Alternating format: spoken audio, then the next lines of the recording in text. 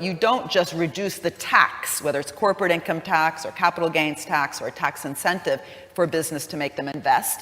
If you do that, their profits go up and they might just spend that golfing or something else. If you actually want to make them increase their investment, you need sort of bold, ambitious, what I call mission-oriented policies, which kind of lay the foundations for new opportunities. And that actually gets business to think, oh, wow, there's a growth opportunity there.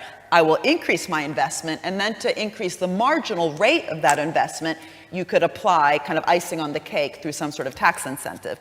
But what we've seen in the last 20 years is an over-reliance on different types of public tax incentives, which cost a lot of public money. Deficits go up when you have badly designed tax incentives, just as much as deficits might go up when you have sort of an ambitious infrastructure or innovation program. And so this whole issue of which are the right instruments, what is the right combination of direct and indirect policies, but especially how do we actually do this in a mission-oriented way, so we actually come up with an idea like a green transformation or 21st century healthcare, which then creates new opportunities, which gets business to invest and then also gets rewarded for these long-term investments.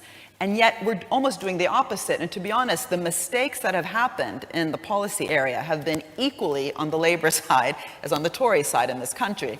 I often say, or remind people, it was labor that reduced the time that private equity has to be invested in order to get a massive capital gains tax reduction from 10 years to 2 years. So they made, finance even more short-termist than it is. So this kind of lack of understanding of what really drives venture capital investment and real investment in the economy also creates really problematic policies that increase profits. And as we both told you, there's no profits problem, there's an investment problem. So how to create additionality, which means getting business to do what it wouldn't have done anyway, is actually a pretty complex process that requires design thinking in terms of what policies we actually construct.